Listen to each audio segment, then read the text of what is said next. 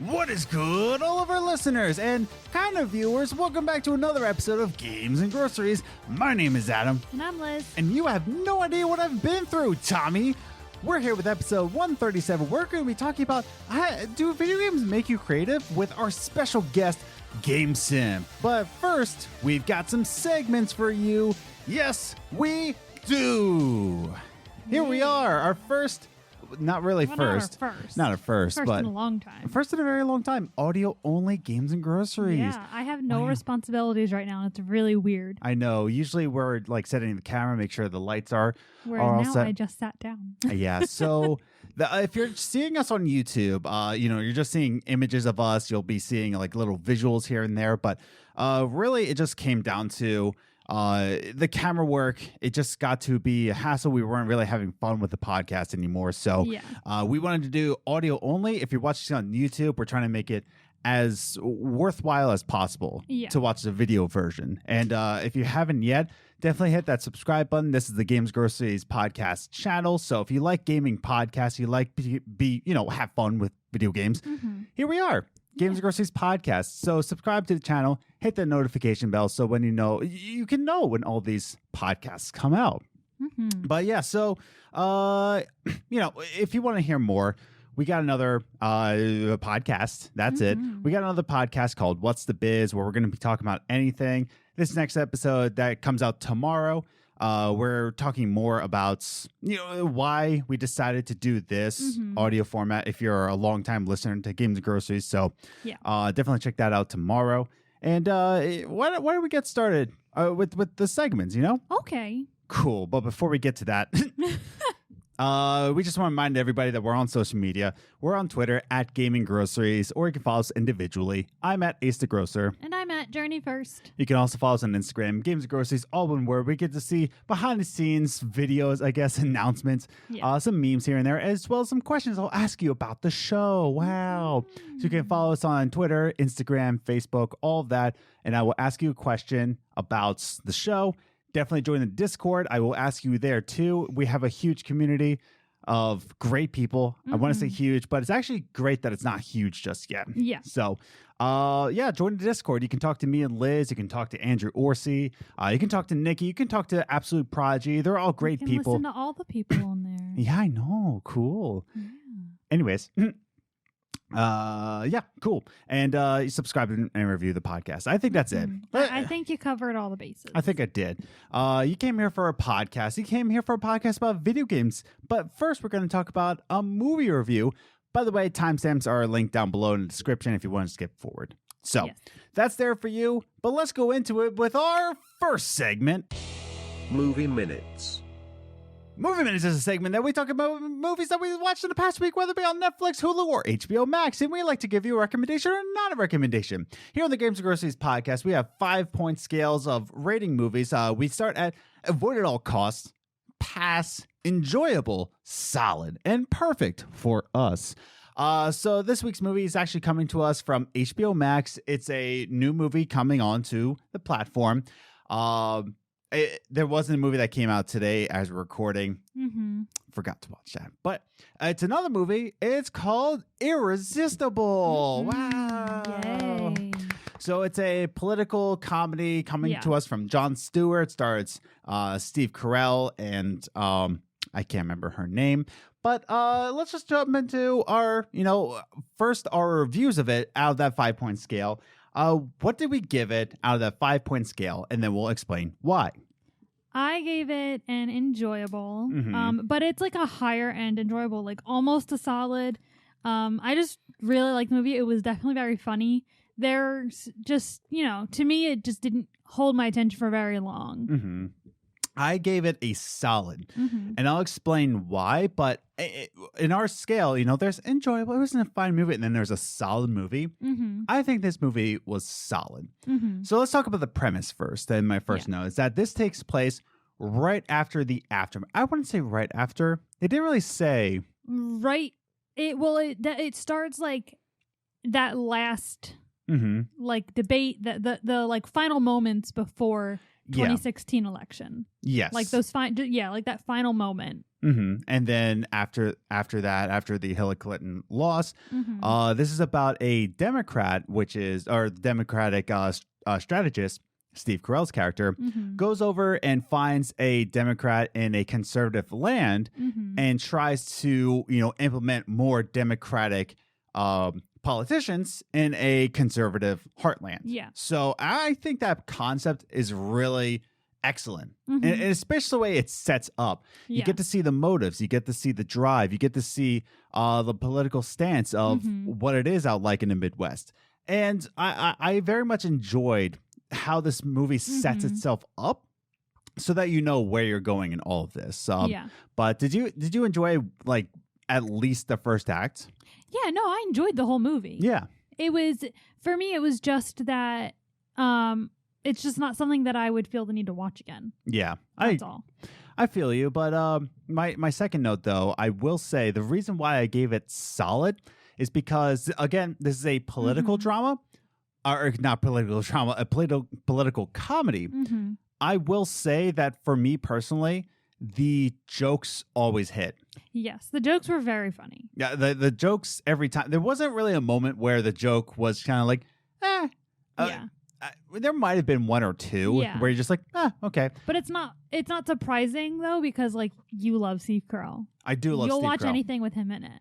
It's his delivery that I absolutely love. And he's funny. Like I said, I loved all the jokes too. It was just that I wouldn't watch this movie again.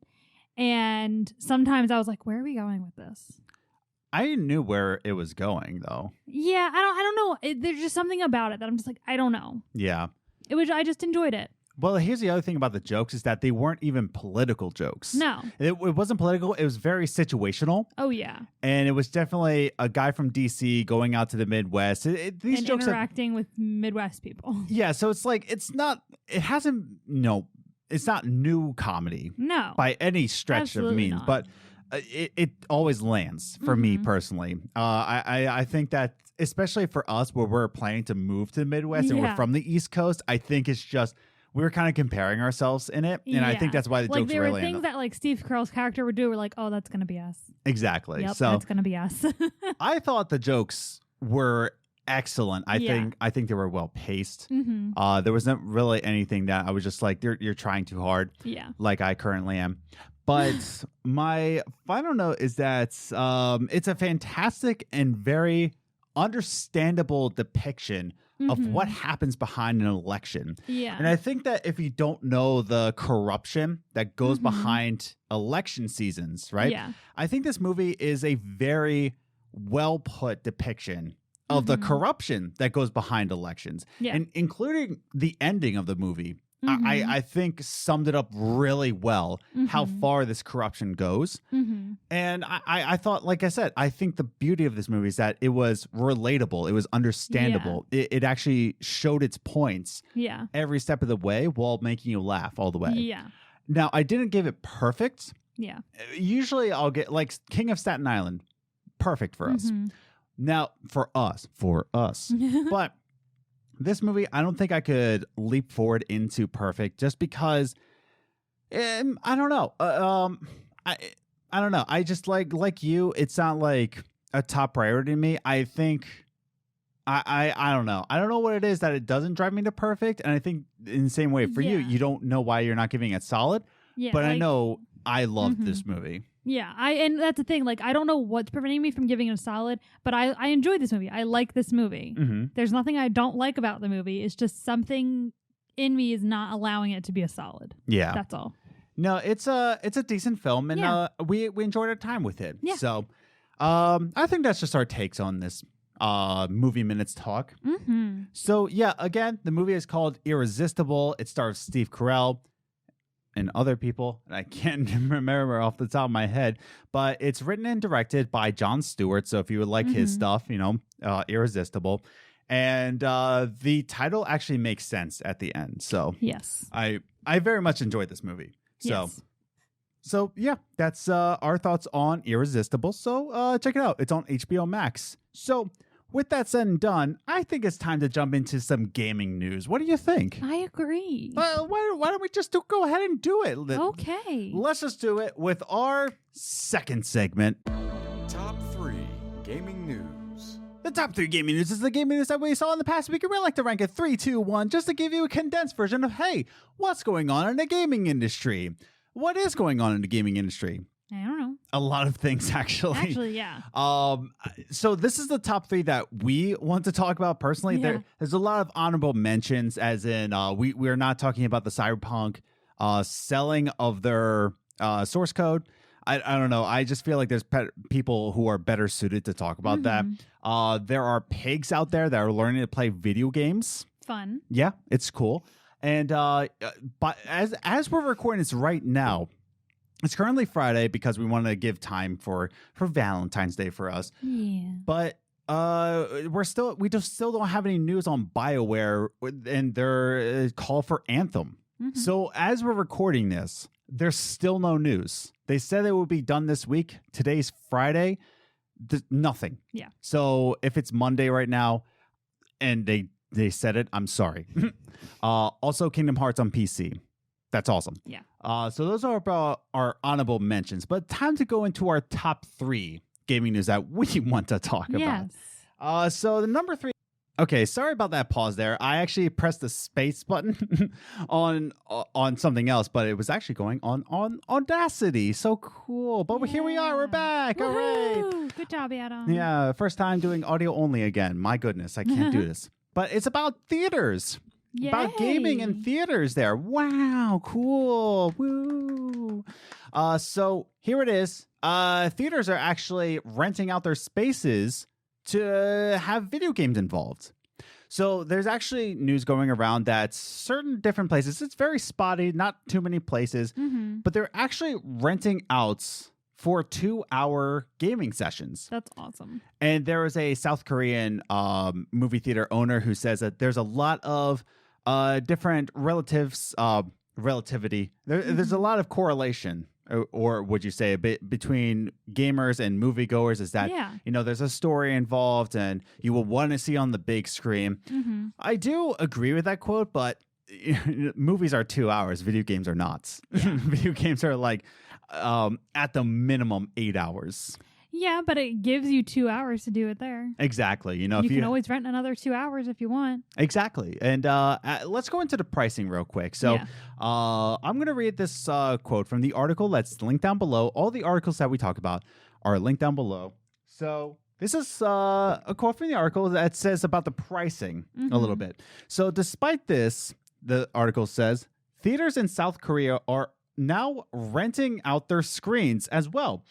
Through cinemas, they are currently restricted to 50% capacity.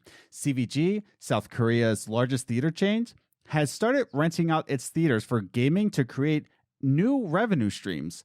Before 6 p.m., up to 4 people can reserve a screen for $90 for 2 hours. So before 6 p.m., $90 an hour.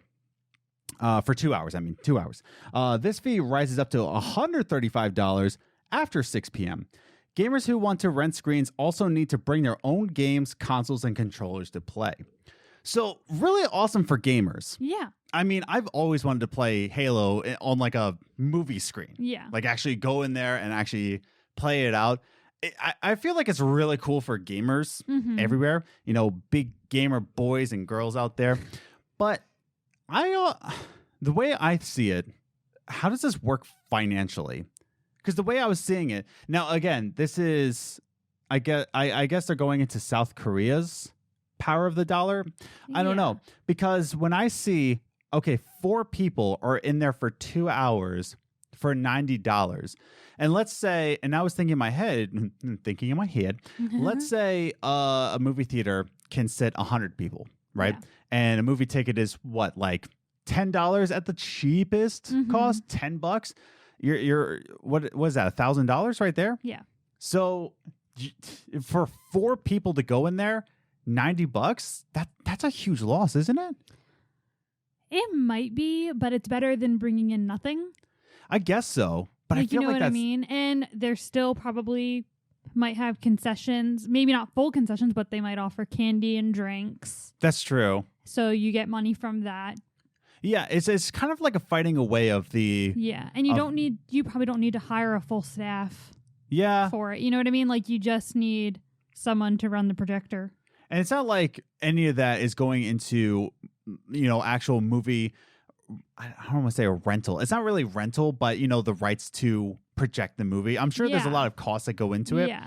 But when it's just you go into the theater by yourselves and just play a game. Yeah. I'm sure there's little cost to that, but it's. Yeah. I'm assuming that if CVG is South It's like Korea's their AMC. largest theater chain, I'm assuming that they would have gone through the math and figured out. Yeah. I'm assuming they know what they're doing. And that's what I thought too. It's like, okay, well, you're also a business, so. Yeah. You're the largest theater chain in South Korea. Yeah. I'm going to assume they know what they're doing. So it'd be a lot like AMC in here saying, like, you can rent our theaters for $90 for 2 hours. And for 4 people? Mm-hmm. Oh, I would straight up do that. I would do that tomorrow if I didn't have work. But even like after 6 p.m., $135 to play video games for 2 hours on the big screen? Mm-hmm. Heck yes. Yeah. I'm going there by myself. I don't need 3 other people. Get out of here. And it's crazy. It says up to 4 people. Yeah. Up to 4, which is kind of nuts to me. I think it's weird that they're limiting it to 4 people at a time. Yeah. Like, okay. So hopefully that comes over more into the States. There are United States theaters that are actually doing this. There's some in Kentucky, I believe. But it's more in South Korea that's happening. And I think it might spread over here. Possibly. Yeah. So kind of cool. I would do it. I just want to bring back drive-in theaters. Yes, please. I know that the movie theater near us did that last summer. They started a drive-in. I'm just like, oh, we didn't get a chance to go. Because they were only playing like old movies. They weren't playing new movies. I want new movies at a drive-in. Yeah. That'd be great. Anyway. Number 2 gaming news. It's about Terraria. Oh my goodness, it's canceled on Stadia. Oh. Canceled on Stadia because Mr. Andrew Spinks was locked out of his Google accounts. We're talking Gmail. We're talking YouTube. We're talking other Google things that are Docs. He was locked out of all of it for no explanation for 3 weeks. Yeah. And he would try to reach out to Google, and he's just like, you know what? This is just too much. Yeah. Can't do it. So this is actually coming from a tweet given by Mr. Andy Spinksies. So Mr. Andrew Spinks actually tweeted out a thread of why he's canceling the Stadia version of Terraria. Yeah. And, did I lose the tweet? Oh, my goodness. There it is. Cool. We're coming back to audio only, people. Sorry. But I absolutely, and he tweets out this, I absolutely have not done anything to violate your terms of service. He's talking to Google here. So I can take this no other way than you deciding to burn this bridge. Consider it burned. Terraria for Google Stadia is canceled. My company will no longer support any of your platforms moving forward. He then says, I will not be involved with a corporation that values their customers and partners so little. Doing business with you is a liability. Yeah. And so some strong words there. And I think he knows what he's talking about here. Yeah. Again, a person, coming up from the ranks of indie game into, major business. And he's talking with Google, who should know what they're doing. Yeah. And he doesn't get any response from Google, who, like he said, partners. They were partnering on this. Yeah. They were bringing Terraria to Stadia. So they were partnering, and he got no answers. Yeah. Kind of bull crap if you ever. That's just ridiculous. And I didn't even know you could get locked out of your Google account. Yeah, he said, I have absolutely done nothing to violate your terms of service. And they weren't giving him any explanation. So, it's like, guess we're going back to Yahoo Mail. I guess so. Y Mail it is. Yeah, so he was locked out of that, and he canceled the Stadia port. Now, he did say that the Android versions that were bought on Google Play will not be affected. Like, he's going to keep that. People who paid for it will not be affected. He wants to keep that partnership with his customers at stake. But anybody that's going on Stadia to get Terraria, you're not going to find it because he canceled it. So I think that was the right move. Yeah, definitely. For sure. I think that was just a bizarre move by Google and a lack of communication. Yeah, that makes no sense at all. Yeah.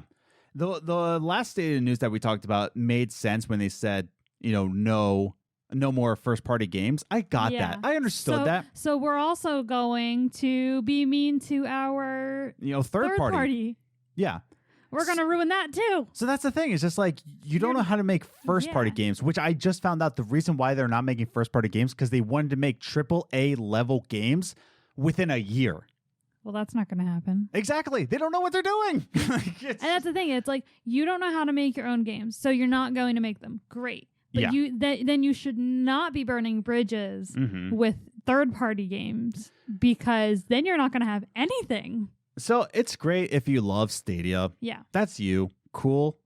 Play on what you want to play. I really don't care, but it's just this on top of no first party because you had high expectations and treating your partner so little, Yeah.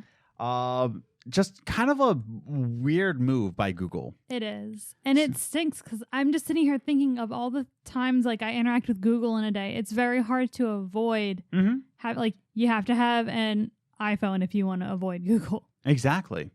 So it's just kind of odd. Very odd business practices done by Google Stadia. But again, if you like Stadia, that's you, man. I really don't care. Our good friend Brian McGinnis likes Stadia. Yeah. So there's that. Love you, B Rizzles. But let's just move on to the final piece of gaming news. And that is actually about a development tool that's actually made by Epic. And the reason why I'm putting this at number 1, because this could change the way we could see video games be developed, especially on the terms of NPCs. Yeah. So there's a new program from Epic into Unreal Engine. That's actually a browser, not really a browser extension, but there's a browser tool. Yeah. So on a separate browser, there's something called MetaHuman. If you're listening to an audio, definitely, I have the link to the article, which has the video in it. So click the link to the article. There's a video to it where Epic actually shows this off, saying that you can create an NPC within an hour. So it's only going to take an hour. So why is this important? The reason why it's so important is that, what they're saying is that a lot of developers, they waste a lot of time trying to make realistic NPCs that are kind of believable. It's the most time-consuming, not the most time-consuming part of development, but it's a very time-consuming part of development that kind of gets pushed under the rug because it's like, oh, it's just an NPC. No one's really going to care about that. That's why you see a lot of, the same character build on a lot of different NPCs because it gets brushed under the rug. Like, oh, we just got to make a lot of NPCs. We got to make them this way. But now Epic has come out and said, like, listen, this is called MetaHuman.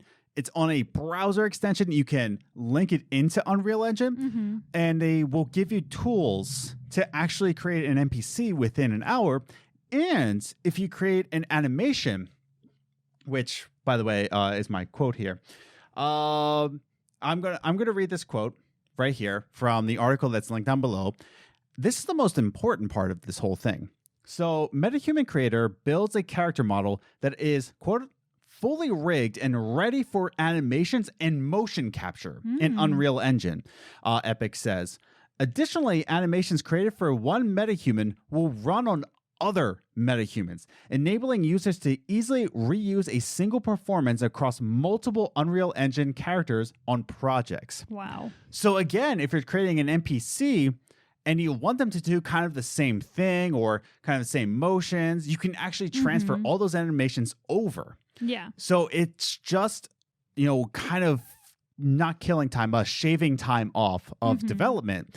It's not going to make a 5-year project become a 3-year project by any means. Yeah. But it will make that 5-year project actually get out on time. Yeah. And less buggy because they can focus on other things. Yeah. That's what the most important thing is. They can focus on other things and this won't be the most time consuming and you're going to get better looking games because of this. You're going to have more believable games because of this. What do you think, Liz? One thing that did just pop in my head was, do you think this will cause job losses in development teams? I don't think so. Because they don't need as many people to do like the animation and everything. Well, I don't think this will lose jobs more than it will create jobs. How so? Well, it's because they have to put all these people a lot of times in development. Now, again, I'm not a game developer at all. We'll talk to Nick DiPaolo about that, I guess. But I'm not a developer. I've never been in a development studio. But the way I've seen it in certain game industry news, such as visual, oh my goodness, Hey, Adam. sorry, but Vicarious Visions being put into Blizzard. The reason why they had to be sucked into Blizzard is because they needed help doing projects. If this tool kind of was used, like let's say Blizzard was using Unreal Engine, they're not. I don't believe they are. But if they were, right, that means they didn't need to suck in Vicarious Visions. Vicarious Visions could go on to make Tony Hawk's Underground, and they could be left alone. What I'm saying is that a lot of times in internal studios, they'll bring in people who are not part of the project, and they'll say, like, listen, it's crunch time. We got to have everybody do this. We have to focus on this. You have to make all these animations, right? You have to help us with this. You have to help us with that. Versus, you can just have your separate team doing the animations, and they can just do that instead of bringing in other people to do the animations. You know what I mean? I understand what you mean. I don't know if that made any sense. No, it makes sense, but at the same time, that still could mean that someone might lose their job, because if they're not being brought onto other projects, they may not being used elsewhere, and they lose their job. I think when Epic is doing this, and because Epic is doing this, and they are game developers. Yeah, no, I know. I think they had that. I think they had it in mind, and I think they made this for a purpose. Again, we're not game developers ourselves, but I think this is actually going to lead to more organized management. Yeah, I definitely think it'll like you said, it'll help get games out on time, or close to on time. Exactly. I think personally, as a non-game developer, as someone who doesn't know what we're talking about, I think this is actually going to be helping developers make a better game on time. Yeah. If that is. And again, I don't think it will shave enough time to, really reduce game production. I just think it will be done on time with less bugs if you're using Unreal Engine. Yeah.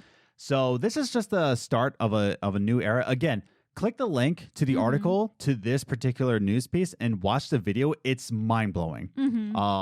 It's crazy, and it's not within Unreal Engine. It's a browser tool that you can bring into Unreal Engine. So it's really awesome. I think it's great, especially even if you're an indie dev. Unreal Engine is available to you, and this will be part of it. So I think it's really cool stuff. But that's just me. I'm just a stupid gaming podcaster, so what do I know? So, but that's our top 3 gaming news, and I think it's time to move on to, our guest for today. What do you think? Let's just bring him on. GameSimp, he's a YouTuber here on YouTube. If you're watching this on YouTube, I'll have links to his YouTube channel linked in the description down below if you want to check him out. I think he's a really funny guy. I think he's got a big, bright future. He's a young kid, set from the streets of New Orleans. I don't know if that's true or not, but let's just bring him on. GameSimp from YouTube, where we're going to be talking about creativity behind games. So let's just do it. Let's bring our guest, GameSimp. Woohoo! All right, everybody, we are back with our special friend, the king of YouTube, or simping. I don't know. It's GameSimp. Woo! Hey, how's it going, guys? Not too bad. GameSimp. It's an interesting name. Oh yeah. What's that about? Is there any backstory, or just kind of like, this is my name? Sure. Well, first of all, I should go. Oh, hey, didn't see you there, because apparently that's my thing. I don't know where that started. Yeah, so the name came from my friend, who's actually my roommate now. And, back in the day, like probably earlier in COVID, I was playing a lot of games, right? And as I think a lot of people were. and I was platinuming games left and right, and it was it was this whole thing where he and some of our other friends were like, "Oh, dude, you're like the game simp. Like, you just simp over games. All you do is like platinum games." Like, Yeah. So yeah, from there I was like, when I started my YouTube channel, I was like, what's a good name? Like, I could go with my like PlayStation name. I could go with whatever name, and I was like, you know what? I'm already called GameSimp Daily, so I might go with that. And I think it's memorable. I'll give you that. It's as soon as like I was looking for you, I remember you commented on one of my videos, and I'm sorry, I'm an only child. So I need to correct you at the right moments. When you're coming out our videos, I was like, oh yeah, that's a cool dude. But like, then I was like, oh, I should look up his videos. I immediately remembered GameSimp. Yeah. It sticks in your head. I like it a lot, man. And your videos, Thank you. You're really good. I think your personality really comes out there. I think you really set a nice tone to your videos. So I'll have his links down below. We'll talk about that at the end when we roll out the red carpet for you. Yeah. It's not your time, GameSimp. Calm down. My goodness. I gotta step back. You gotta step back here, GameSimp. My goodness. Anyways, so let's get into the discussion here. We brought on GameSimp here to talk about, do video games spark any kind of creativity about you? And I want to really talk about, setting up this conversation. What is it about games that drives our own personal creativity? And what I mean by that is that when you're actually playing the game, what specifically about video games, not movies, not books, not music, what is it about video games that spark your personal creativity?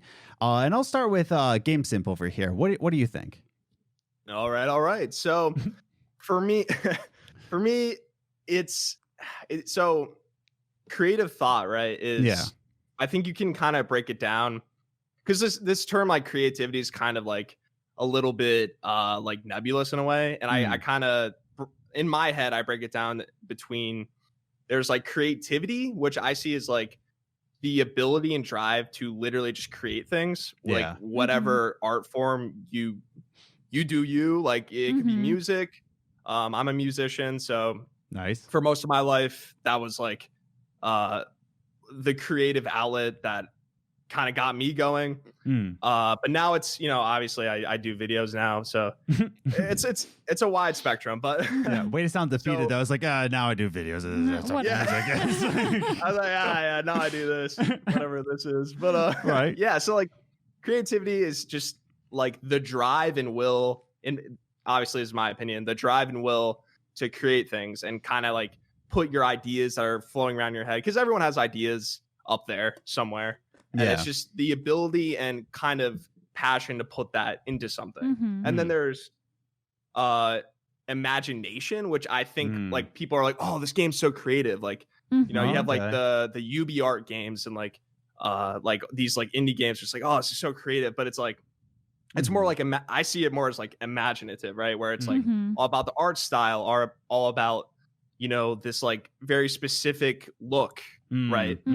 So I see it more as like creativity is like this like drive to create things of your own, and imagination is like, oh, I'm so inspired by like the way this game's world looks, the art style, the music. Yeah. So that's kind of how I see that. So when you say, what is it about games that drive our creative thoughts?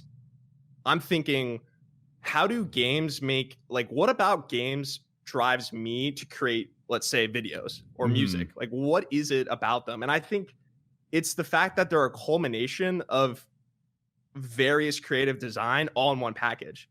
So this is different from, say, books or videos or whatever it is, where you have music, you have programming, you have level design and game design. I already said music. But like writing. It's like writing, gameplay design, programming, music, visual art. Like you have all these different creative things that are independent of each other, all just mashed together. And I think that concoction is kind of what inspires the creativity from video games, is that they're just this culmination. Yeah, I agree with that. Yeah, that's a great answer. Yeah. Liz, can you beat that answer though? No, because I don't really know what it is about video games that like inspires creativity in me. And it's not, I don't think it's specific to video games. Like for me, I mean, knowing what our set was when we were filming was the 3 pictures in the background, I made them. They're all video game art. So to me, it's just like, it makes me want to try and recreate it. Like each one of those, like, it's not that I planned on making them for the podcast to be in the background. It was something that I'm just like, I'm going to try and make the heavy rain thing. And I am super proud of that picture because it is the most exact picture I've done in my life. Yeah. And I love it. And I know you love art. Yeah. Oh, thank you. Yeah. And as all of our video watchers can see, it's very, no, just kidding. First one, we're doing audio only, and it's like we're talking about the set. We're talking about what was on the set. Yeah. Go back and watch other ones. It's 3 pictures in the background. Those are mine. But like you really love the more creative ones that aren't exact. But I love that exact one, but that's besides the point. Yes. But so I guess for me, it's the arts that it's like I want to try and do that. I want to see if I can draw that or do. Now I try and do a little bit more abstract, but I wanted to try and get the same feeling and stuff like that. So I guess I would say the art style and the story. So I kind of lean towards that, and also like what GameSimp over here he had to say. I definitely think for me personally, I think it has to do everything with the interaction with the game. Unlike movies or music where you're almost a passive audience, you're an active audience within the video game. So with that, you're churning, you're going through it. You're actually like what Simp over here, he was talking about with the art style, the music, everything. You're personally interacting with that. So it's kind of like a regular creator or artist where you create from your life experience. Yes. When you're a gamer, you're experiencing that. Like you're actually within that realm. And I think that's what really sparks my personal creativity is that I'm actually within that kind of creativity. A lot like Oxenfree, I love that art style and I'm within that art style, if that makes any sense. I think movies and music do spark creativity, but the interaction is what I think really sparks it. Like, Simp, do you have any other thoughts on this? I do, yeah. So something Liz said that kind of stuck out to me was with these art pieces she created, it's about kind of, I think the language you used was like recreating, right? Like recreating these famous, like the Heavy Rain origami killer, right? The paper crane.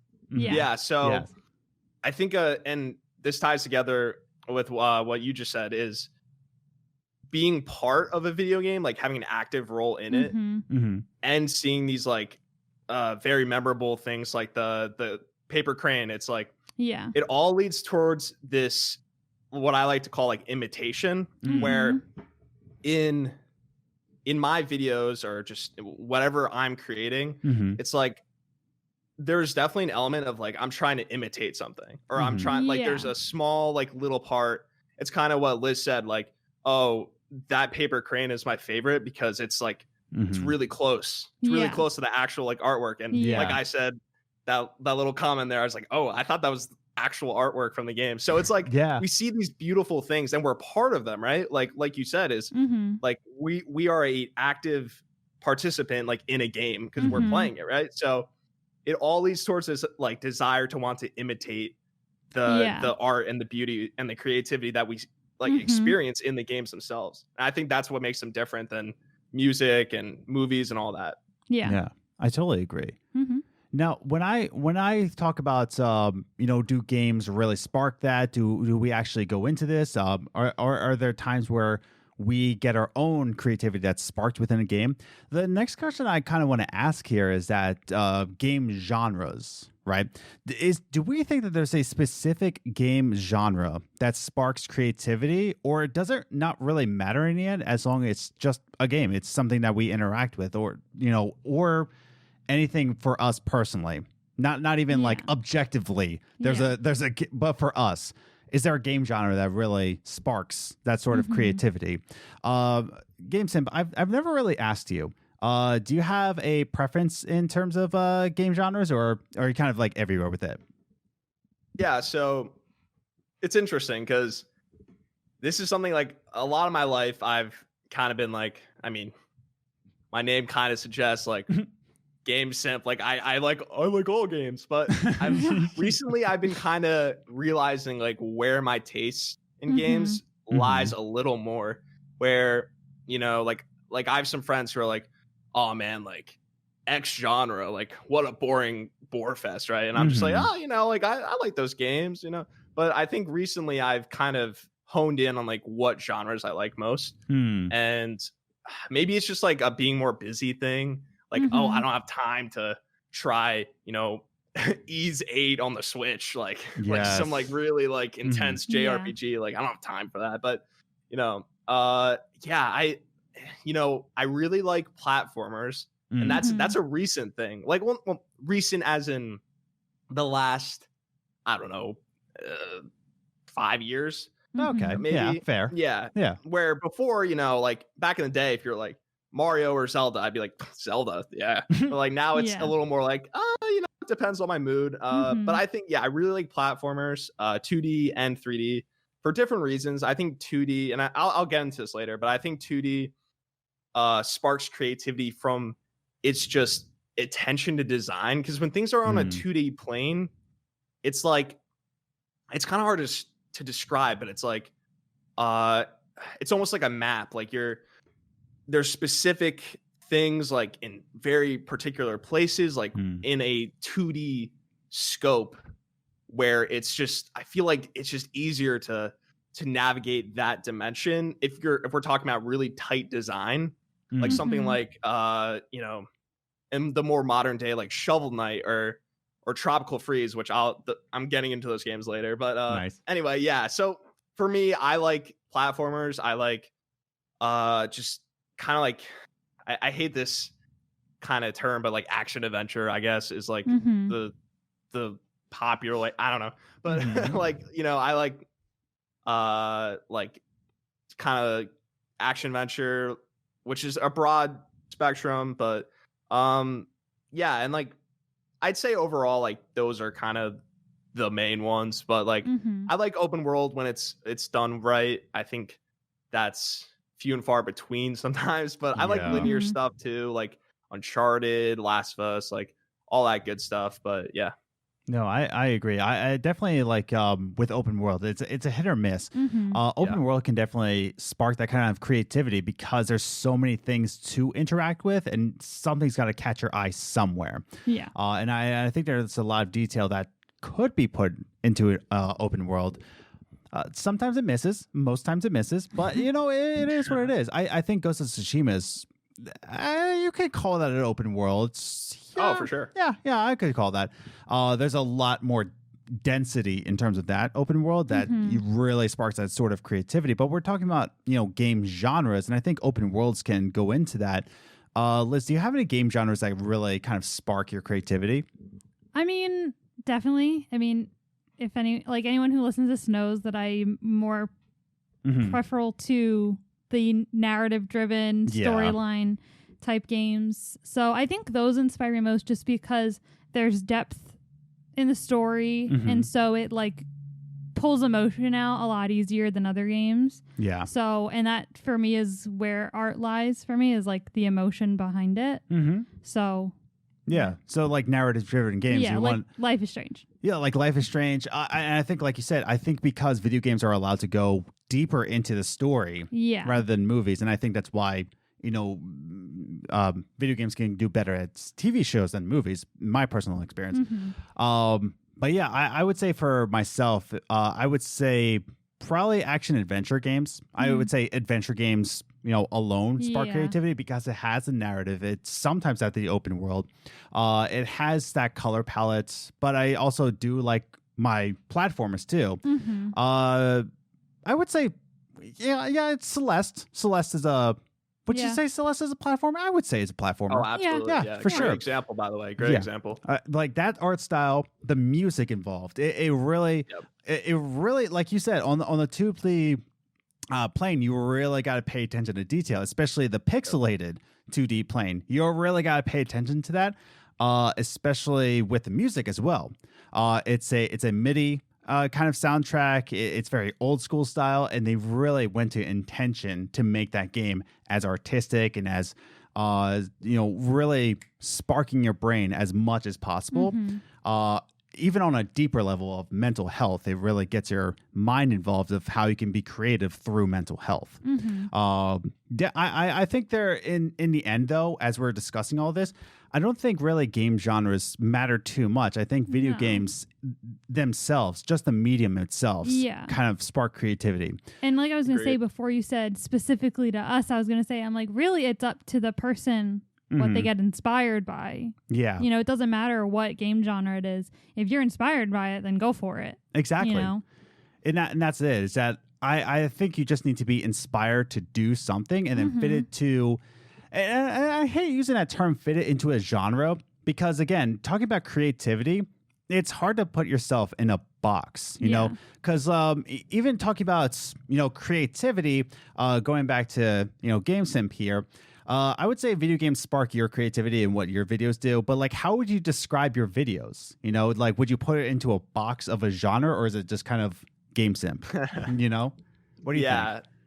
So it's funny because when you asked me the genre question, I was trying to think. I was like, I mean, like, what genres do I like? You know, and what I realized is like a lot of my favorite games are just these amalgamations of various genres, and I feel like my videos are kind of in a similar way, right? Because you got videos that are like in the gaming niche of YouTube, let's say. You have videos that are like, you got stuff like our friend Maddie, right? Who he's all about news and like great personality, great guy, but it's like, that's gaming. I'm also gaming. Very different. Right. And then you have videos like, say, there's a bunch of like video essayists for games, like why Majora's Mask is timeless, or like, I don't know, just there's a bunch of videos like that. Right. And I think I'm somewhere like in the middle of like skits and then that more analysis. And like I've been on another podcast before, and like one of the things they actually summed it up really nice in that one, where they were like, you basically blend just like jokes with actually like hints of like analysis in there. And that's like, that's kind of what I'm going for, right? I'm not there to talk like, oh, in Croc, like the game Croc,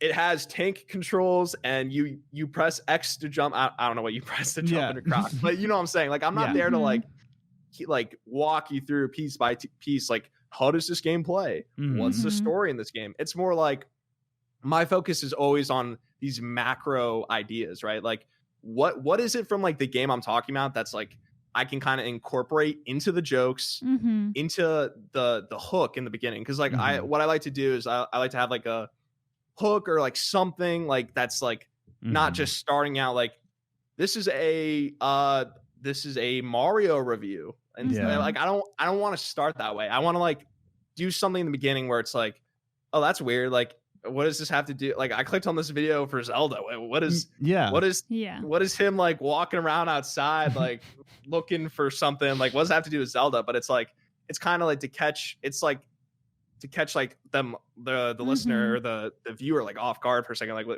what is this? But then somehow in the script, like I like to tie it together, and then by the end, nice little bow on it. Like I really like having like this like kind of through line through my videos of just something like something more than just like, and even if it's like kind of like wacky and weird, like just something more than like a deep analysis of the game. Because honestly, like I don't think a lot, like there's definitely people that like that, and at times I like that when you just like analyze the game, right? But it's like, I think like the best formula is when you can combine like the silliness and the jokes and the wackiness with that analysis. And it's all about knowing when, right? Like just when to make a joke or when to be like, all right. And it's just, and like actually talk about the game that people clicked on your video for. Right. Like no one's clicking on the video to see me like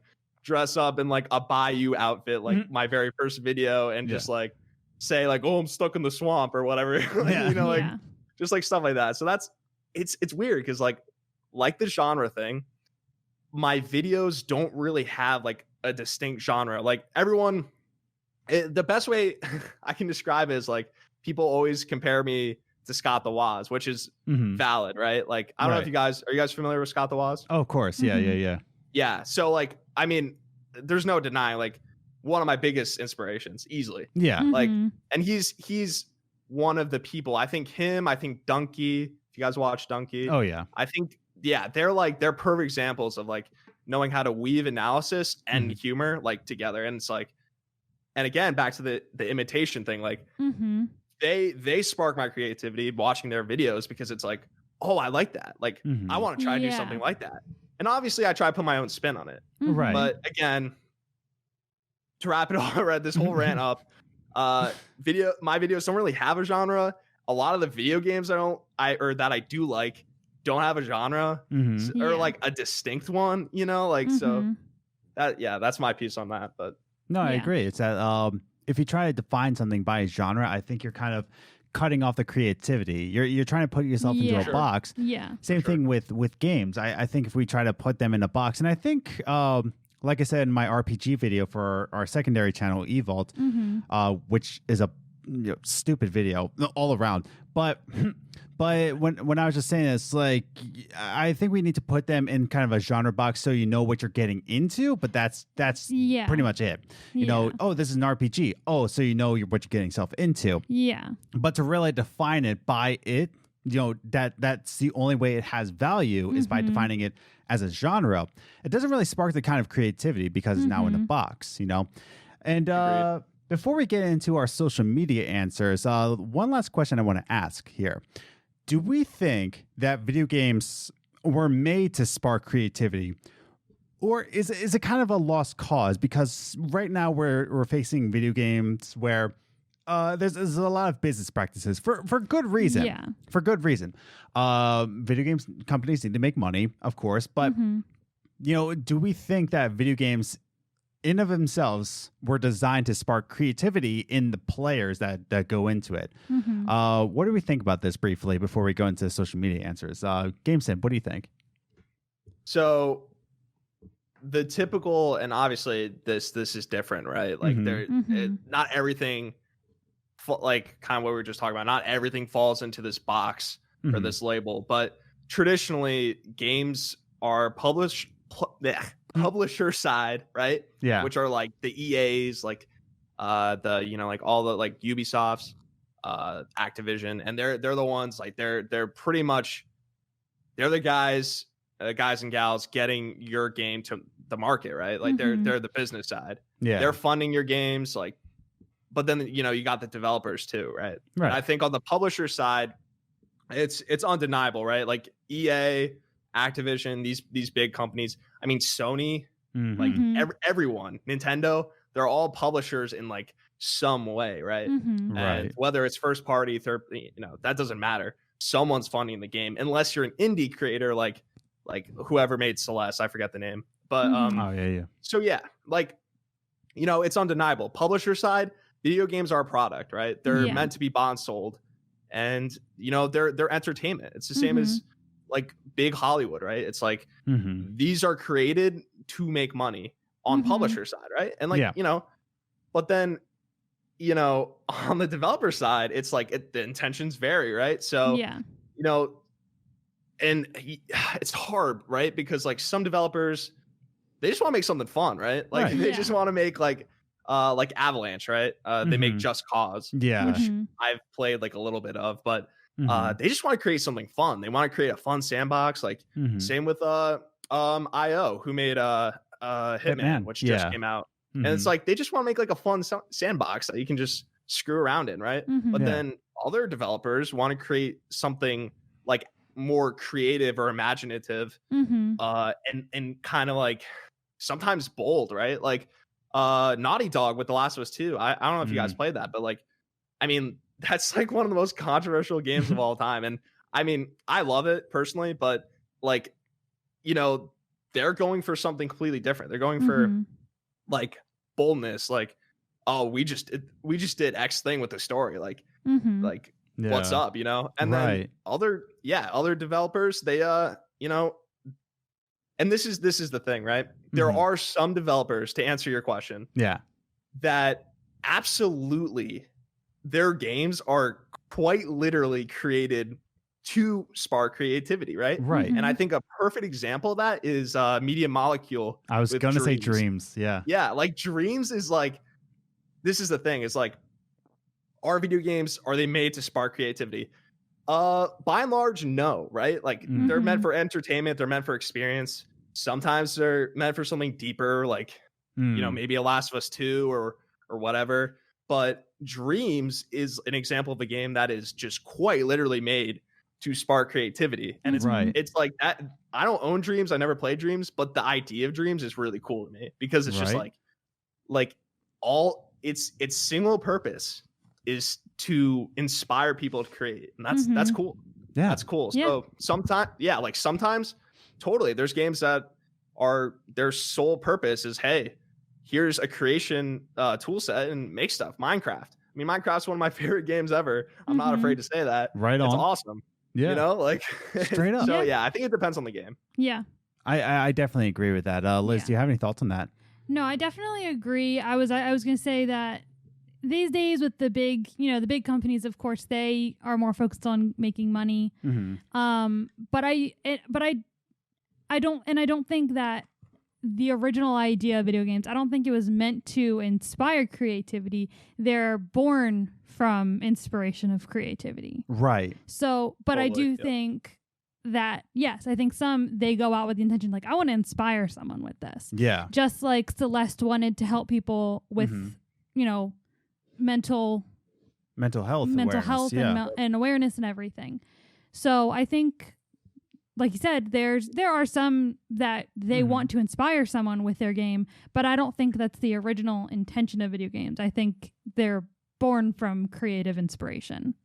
I definitely agree. I think like what, you know, GameSimp was saying, that I think there's some intentions that go on. It depends who you are, what your intention is. I think a good example of, you know, towing the line is Detroit Become Human, because the whole game is to really spark more conversation than inspiration. But there's still some paths in there where it does spark a lot of creativity in some people. But I don't think that game, especially with how toxic Quantum Dream ended up being. So that's another news topic. But I think that's, you know, that game sparks conversation. It sparks a lot of things, but I don't think it really goes out of its way to spark creativity in the way that Dreams does, or Minecraft does, or, you know, Sims 4 does. But it really depends on the intention of the development team and the publishers. I think it really goes on that. It's not just one set answer. And I thought of another level of that is if you ask someone, you know, anyone on the development team, even like, you know, a lower ranking person, and you ask them, why did you get into video game creation? You know, probably a level of that is they want to inspire someone, you know, so even though it's not the point of the game, it could be the driving force of someone who decided this is their career path. Straight on. So I want to hear from you guys from the social media answers. It's time for some social media answers. Wow. Yeah, you clapped. Hooray.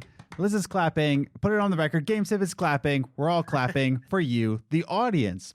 So if you follow us on social media, Twitter @GamingGroceries, Instagram GamesGroceries, all one word. Join us on a Discord. GameSimp isn't on our Discord for some odd reason. He needs send me that link. I will send you the link, or else I'll throw you out a window. Wow. You know, it's the Games Groceries podcast, so we throw out threats here and there. So I asked you on social media, has a game ever sparked creativity in your life? And first I have my answer from Instagram, from Personal History of Games podcast, who has to say, most recently has been Fuser. The game, that game whips. Like how he says it. That game whips. It makes me want to make music. And in parentheses, he says, which I can't because I'm very bad at it, but I'll try. And I said, heck yeah, do it. But yeah, Fuser, I'm not too familiar with. I haven't played too much of it, but it makes you want to start to play music. And even if you're not good at it, it makes you want to start at least. Yeah. And I think that's what a lot of games can do for you, is that it makes you want to start. A lot of times I think that the game Skates, made people want to start skateboarding, Sure. Not myself included, because I'm a skate god, of course. Oh, yeah. Yeah, of course. I didn't need skate. But what do we think about this answer? GameSimp, what do you think? Yeah, I think that's great. I'm not too familiar with Fuser, right? Yeah, Fuser. Yeah. I'm not too familiar with it.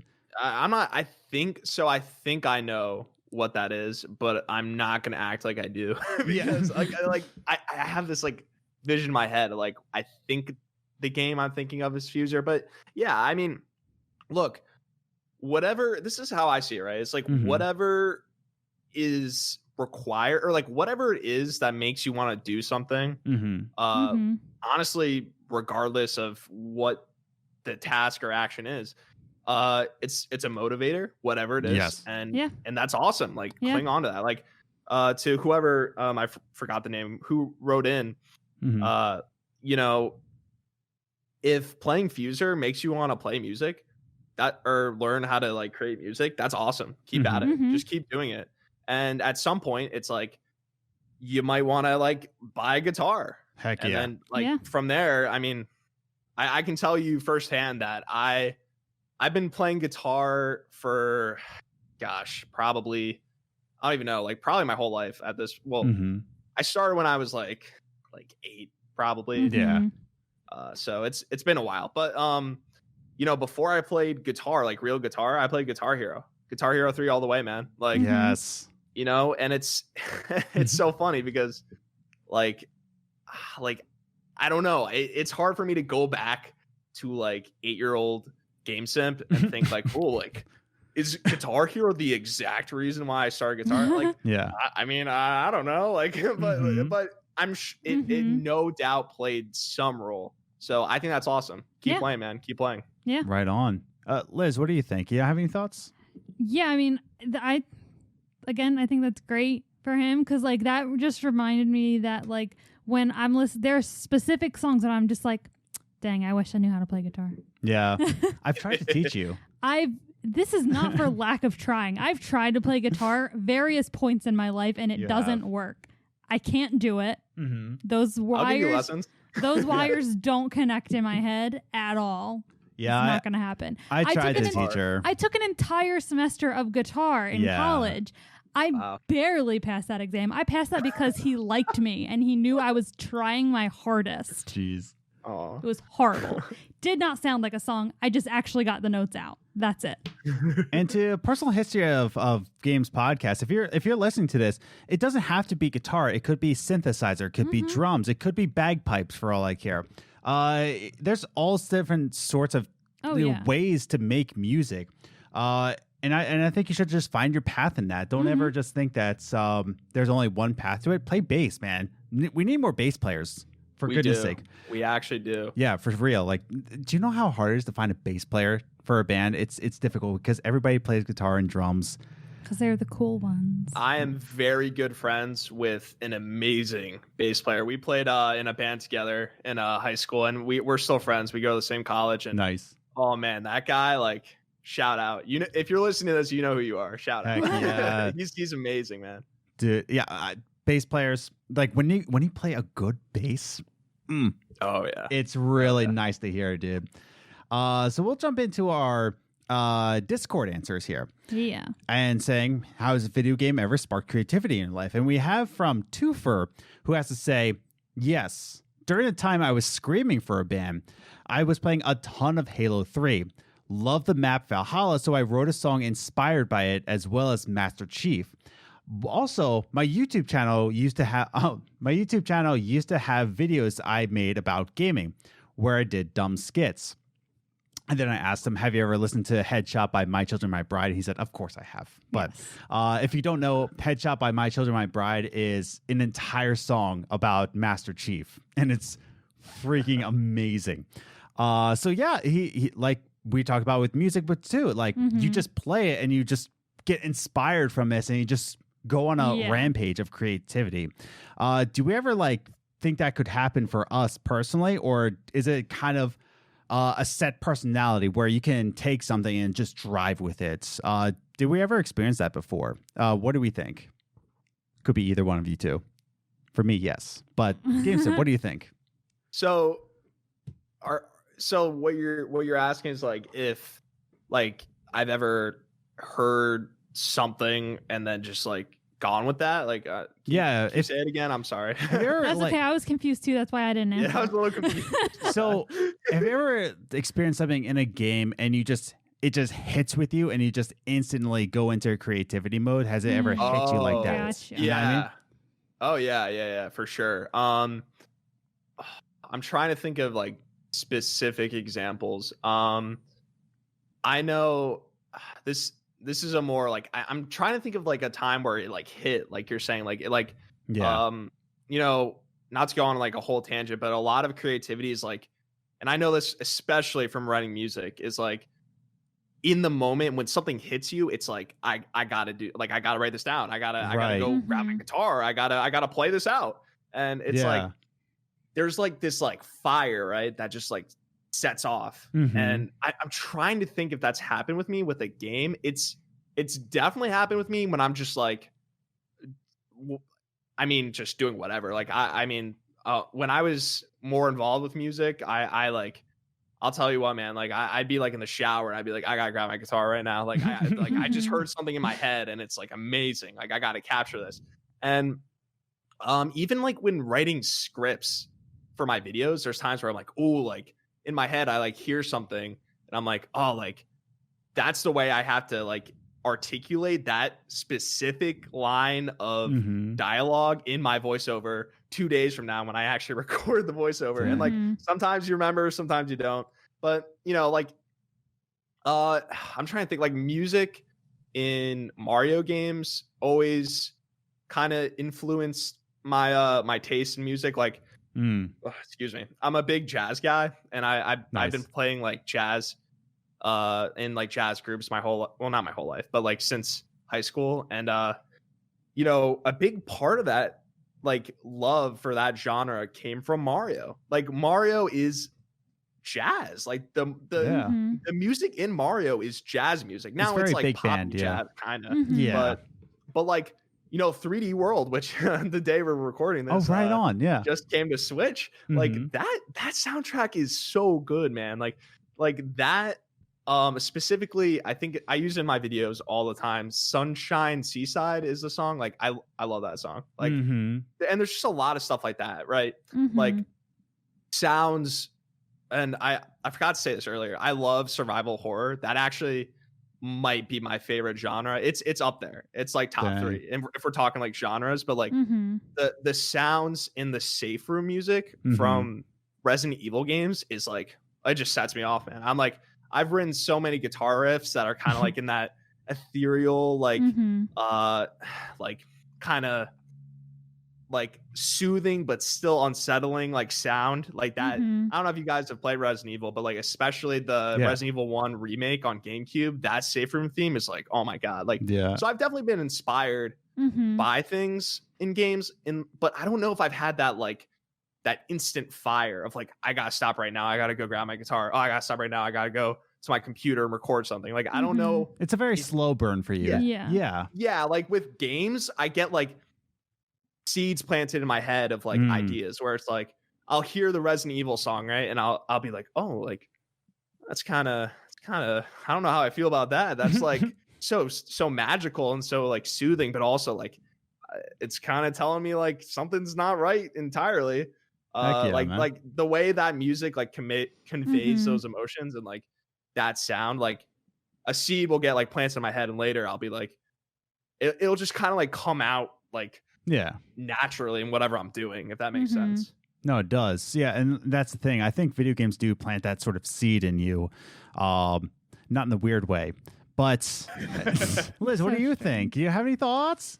I don't think I've ever had something like that happen. No. Where it's like I'm playing a game and I'm just like, I have to do this. Like, I have to make this. Or, Yeah, it's kind of like slow burn. I can agree with that. I don't even think it's a slow burn. I mean, what about those? I mean, I don't remember what I was thinking when I did those. Exactly. It's just kind of like it's at sea. I do know that like Yeah. I get pictures stuck in my head that I want to make like right now while we were talking. Yeah. I'm like, I'm going to paint this and it's going to look horrible, but I'm going to try. Yeah, exactly. It's just like one of those things. I definitely think it's more of the art style that I want to create, especially with video ideas that I have. And I just want to have that sort of feeling behind it in the artistic style. Excuse me. Which, by the way, the next video for eVault's just super hyped for it in terms of the atmosphere behind it and the kind of music we want to put behind it. I'm very excited for that to come out, but I want that sort of atmospheric element to it. But let me go into the last piece of social media answers that I have from Commander Nikki on Discord, who has to say, one game specifically? Not really, but games as a sum? Yes, definitely. Fan art, the occasional fan fiction. Don't at me, she says. And even my YouTube channel where I mostly talk about games, whether one could be considered whether one could consider my videos creative is a different question. If a game has photo mode, I like to play around with it and take cool screenshots. Yes. I definitely love the fact that more games are applying photo mode to it. And I hate to use the same game as, an example, but Ghost of Tsushima's photo mode is my number one of all time. Really, like, there are times where you're playing like Ghost of Tsushima or Assassin's Creed, and I just turn around and you spend 20 minutes trying to get a perfect picture. 20 minutes is a very nice way of putting it. A long time trying to get a really good picture. Yeah, I believe that. It's only 20 minutes and I'm only messing with the photo mode. But game. Have you ever messed with the photo mode? Has it ever made you creative with a game? So photo modes specifically, like the mode itself. Yeah. I've dabbled. Like, one that always sticks out in my mind is Horizon Zero Dawn. Like that was like one of the first. I know that was one of the first games I really remember having like a really cool photo mode, and like that was like, I mean, even now, like, but especially at the time, like that game looked just so pretty, like just so good. Goodness, yeah. So I, I definitely played around with that one. Mario Odyssey, I totally have done stuff like that. Because like, Mario as a whole, especially Odyssey, just has like a lot of interesting, like, just the way things look. Like, have you ever thought about how like just like piranhas? Like what? Like piranhas? It's like, it's just very strange. But but I would say of everything related to like a photo mode, I don't know why. I don't do this on PlayStation. I only really play on PlayStation and Nintendo consoles, but like I used to be an Xbox guy, but like I don't do this on PlayStation, but on Switch, if I'm playing a game and I see something that like looks aesthetically cool or like beautiful, I'm hitting that screenshot button like immediately. Yes. And it's weird. It's so weird because at first I had to think about it. Yeah. And it was something I had to like consciously think about, like, especially when the console came out and I was like Breath of the Wild, like I would stop and be like, "Ooh, like that's a nice sunset right there. I gotta get that on capture." Yeah. But now it's like, I'll be playing like, I don't know, like Luigi's Mansion 3 and like something funny will happen and I'll just hold down the record thing to like record that clip so I can go back and watch like Luigi like fall off the roof again or something. Yeah, and that's the thing is I think screenshots it's even not just photo mode, but just taking a screenshot of your game can just spark that kind of creativity in you. Sure. And I think just as simple as that, just taking a screenshot, not even just dialing in how much you can do in Ghost of Tsushima's photo mode, which is fantastic, but just the screenshot alone, I think can spark creativity because it's just that one little thing, that little snippet you can go back to and just be like sparked all over again. So as we're kind of going into our concluding thoughts here, like we did with Andrew Orsi, kind of recommendations almost, I kind of want to go around the room, me, Liz, TV GameSimp over here. I kind of want to go over one or two games that really kind of sparked that creativity. We've named a couple already, and I promise you, not any of my games are going to be Ghost of Tsushima. I promise you that. Maybe. But let's do ours, and then let's do into closing thoughts. But actually, let's have GameSimp do it. What just happened? It was sure. It's by the way, long day at work today. Yeah. I was just oh my goodness, I was stomped on work. So if I don't make sense at all, that's why. That's why. So GameSimp, what are one or two games that really sparked creativity in you? So real quick, I gotta say, I gotta play Ghost. That's like nice. one of that and Death Stranding are like the two Sony first party games that I don't know. They just slipped through the cracks, but nice. So like one or two games. So it's interesting because like games spark creative things, like different aspects about them are like they'll spark different ideas and thoughts in my head. So like specifically for my channel, let's say, like I've got, I wear the Hawaiian shirt like every time. like that's part of the identity. Like no, I've always really fancied like tropical settings and aesthetics in games. Like I don't know what it is, but I can certainly say that Mario Sunshine is like a huge nice.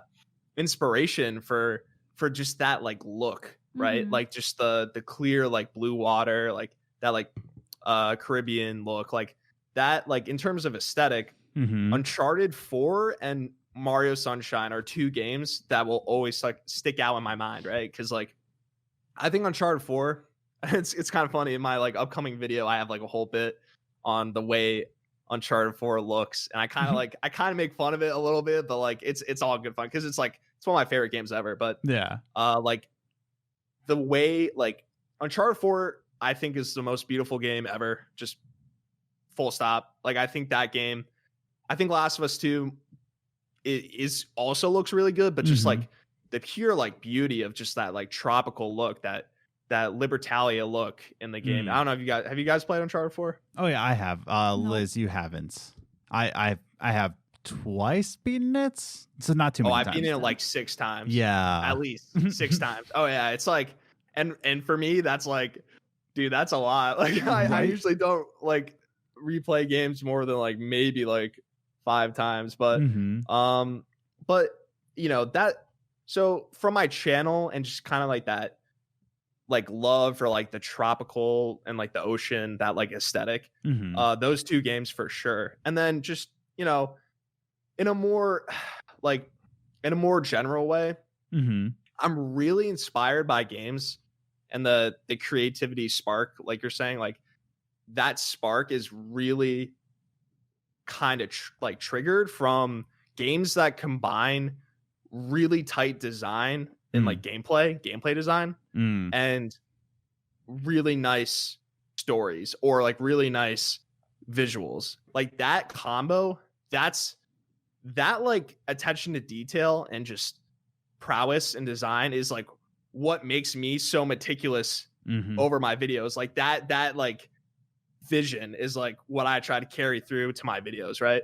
Where I think of Tropical Freeze and Shovel Knight as two examples of 2D games that are just impeccably designed, impeccable. Yes. Like those two games, just Tropical Freeze will like bring you through it. Like the levels themselves tell a story, because you'll be like, you'll go from like, I don't know, the burning savannah to like a festival or something. I don't remember the exact order of the levels, but you know what I'm saying. Like there's this idea of like place, whereas in like a lot of Mario games, 2D Mario games, it's just like floating platforms in the sky for no reason. Like the like the purpose, the idea of like place and Tropical Freeze, awesome. And then real quick, just Bioshock, like perfect, literally perfect example of story and gameplay combined in this, like, just that's like the thing, like that is the thing you want to capture. So yeah, those are some games. Liz, do you have any games that sparked any inspiration to you? I mean, definitely Life is Strange. Of course, yeah. I have 2 or 3. I think I have 2 pictures that I did for Life is Strange. The deer, and then I actually forgot that I have one picture that I made from Life is Strange. It's actually a mix of Captain Spirit and the first Life is Strange because it's a Polaroid, but of Mantroid. Oh, yeah. The corner. Yes. And I forgot. I'm actually really proud of that one because that sign I got the sign like at a good angle. I'm really bad at angles. Yeah. So I was very proud of that one. And I don't know why I have that doe up there when I have that Mantroid picture True. instead. Anyway, so yes, definitely Life is Strange inspires me. I love Life is Strange. Life is Strange #1. Other than that, I wouldn't say any other games specifically stands out. What are we looking at? Oh, nothing. Yeah. Oh, okay. I was wondering. I forgot what was over there, honestly. Yeah. Other than that, I don't think there's any specific game that inspires me other than Life is Strange. I would say Sims 4 kind of inspires you to do different things. Like what? I don't design-wise. I mean, kind of. Yeah, but mostly just Life is Strange. Yeah, mostly just Life is Strange with art. And I mean, all the other story-driven games that I play, I always end up making art for each game that I play.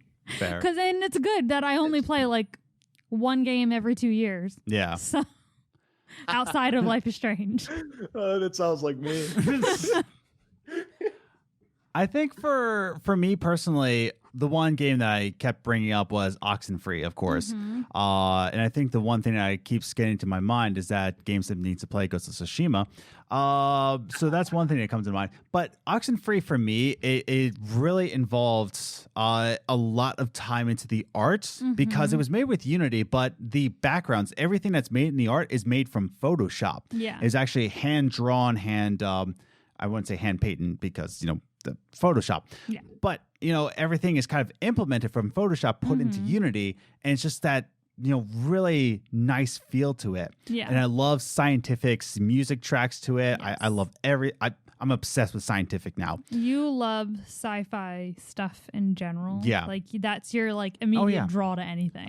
Old Man's Journey, he did that. Of course, he did After Party. Now he's going to be doing Jet.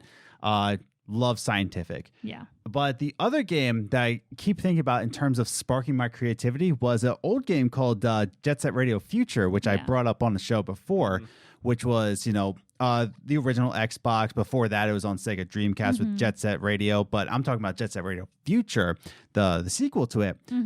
That's the first time I really got into color. Like, I wasn't really I always wore like gray t-shirts, black t-shirts, all that.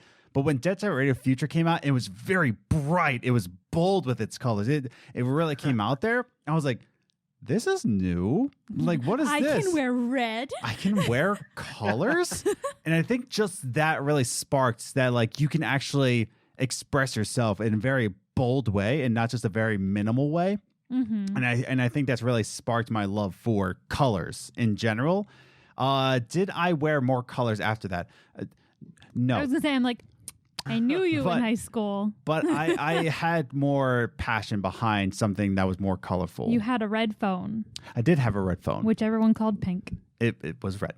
It was red. So I just want to conclude this discussion by saying is that, yes, video games are a business. Yes, they are something that is entertainment in the end. But I think as we wrap up, as I kind of wrap up all of our thoughts here, is that, yes, they're not made intentionally. Not every game is made intentionally to make you creative. But I think it's just the creative sense, the intention that a developer wanted to create makes you want to create. Much like Personal History of Gaming came in and said, this game makes me want to do music. Maybe that wasn't the intention, but because creation inspires more creation, I think that's what it does. Yeah. And I'm glad that we can actually come together and discuss this and make sure that everybody knows that, be creative with video games. Go into it in the expectation that, like, I want to be inspired, or just hang around, enjoy the ride, and play Ghost of Tsushima for goodness sake. I don't know. Be a ninja or a samurai. Who cares? I don't care. But I think we can conclude our show with that. But Yes. before we go, I as if I haven't rolled out the red carpet all throughout this episode. Too bad. We're gonna do it anyway. GameSimp, we're rolling it out to you. Where can we find you? We're on YouTube, any kind of Twitter account, any other projects we need to keep our eye on. It's all you. Go. Cool. So you can find me at GameSimp at YouTube. It's one word. Twitter, GameSimpYT. The G and the S and the YT are all capitalized. So that's thank you, Twitter. I have a Twitch.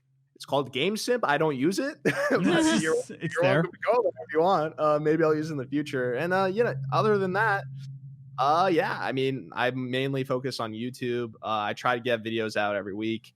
And that doesn't always happen because they take a long time. But yeah, I mean, I'm hoping to get a video out this Sunday of some nature. I just hit 100 subs, so I might do a quick like, hey, like, thank you video of some nature, like something funny, just quick and funny. That might be my Sunday upload, or I'll just make a real video. I don't know, but but thank you. Yeah, that's awesome. So you can find me there. Right on. And I'll have all the links to that. I'll have his links to his YouTube, his Twitter. Who knows? Maybe I'll even have his link to his Twitch if you want to go there. Might as well. Yeah, might as well. Might as well. But I think I'll conclude it there. GameSimp, thanks for coming on, man. It's been a blast. Thanks for having me. Yeah, man. Like we're all busy here, but I like to stay connected. You know, it's for sure. it's a weird time we live in, but it's great that we all, stay connected, stay young, because I'm young and spry and I'm not aging at all. Nope. I'm not closer to the grave every single day. Nope. Not me. Age is just a number, baby. But GameSimp, once again, thanks for coming on. Did you have a good time, man?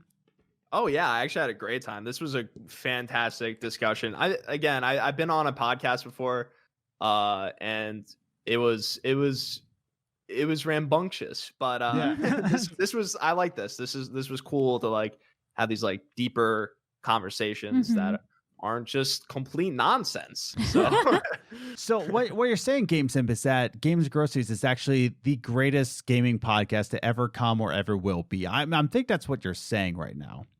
I mean, yeah, pretty much. Just take that, CADcast. Get out of here. Oh, goodness gracious. But not Ham Radio Podcast. You can stay.